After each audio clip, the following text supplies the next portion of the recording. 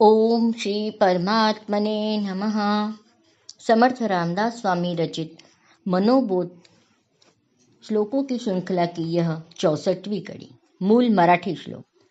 अति मूढ़ता दृढ़ बुद्धि असेना, अति काम त्या राम चित्ती वसेना, अति लोभ त्या क्षोभ होईल जाण, अति विषयी सर्वदा दैन्यवाणा।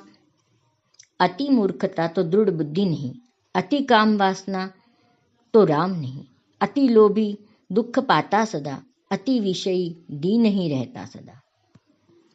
इस श्लोक के माध्यम से समर्थ रामदास स्वामी हमें बताना चाहते हैं कि किसी भी बात का अतिरेक नुकसानदायक ही है। हर चीज एक सीमा में ही होनी चाहिए। ज्यादा खाया तो पेट खराब, ज्यादा सोया तो आलस। अतिरेक किसी भी चीज का हो हानिकारक ही है।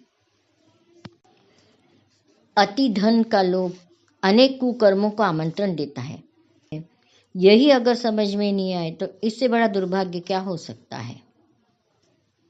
जिसे अपनी गलती का एहसास ही न हो उसे कुछ भी सिखाया नहीं जा सकता।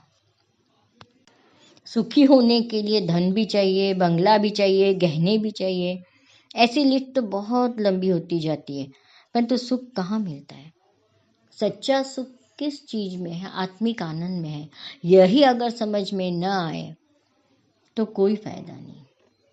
धन के पीछे आदमी दौड़ता है, अनीति के मार्ग से पैसा कमाता है, अपनी अनंत इच्छाओं की वजह से बार बार वह ये गलती दोहराता है।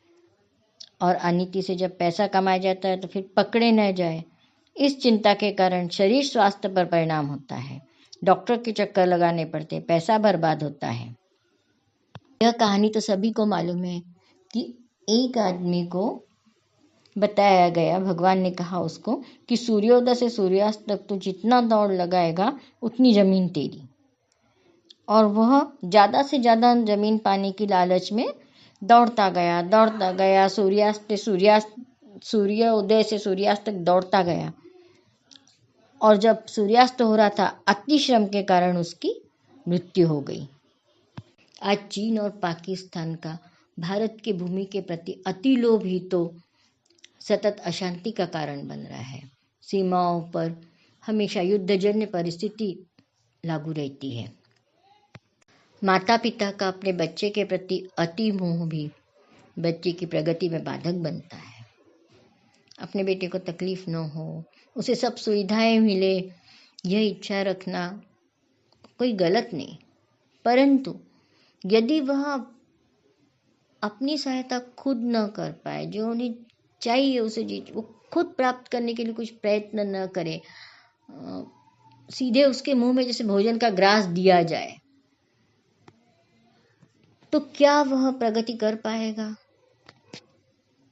उसी प्रकार आजकल प्रसिद्धि भी, बहुत प्रसिद्धि चाहिए लोगों को, और वो भी बहुत जल्दी, इसलिए शॉर्टकट देखते हैं। आजकल कई रियलिटी शोज चालू हैं। अपना बच्चा जल्दी से जल्दी पॉपुलर हो जाए, उसका बहुत नाम हो, इसलिए हर स्पर्धा में बच्चे ले जाए जाते हैं अपने माता पिता द्वारा, और वहाँ उनको जीतना ही चाहिए, यह भी उनकी इच्छा रहती है। और इस सब आपाधापी में जिस किसी में वो पार्टिसिपेट करे, चाहे वो गाने की प्रतियोगिता हो, नृत्य की हो, उसका शास्त्र शुद्ध पूर्ण शिक्षण लेना जो एक बड़ी तपस्या होती है, वह रह जाती है। हमारे सामने अगर पंच पकवान भी परोस दिए जाए तो यदि हमने कुछ मेहनत नहीं की है तो बिना मेहनत के भूख भी तो नहीं लगती। उस समय वो पंच पकवान भी हमें वो तृप्ति नहीं दे पाते।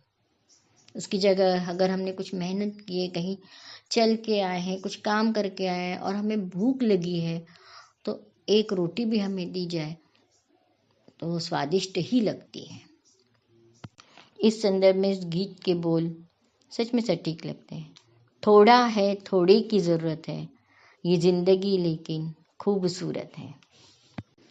तो क्यों ना हम भी जिंदगी की खूबसूरती को इन छोटी छोटी बातों में देखें।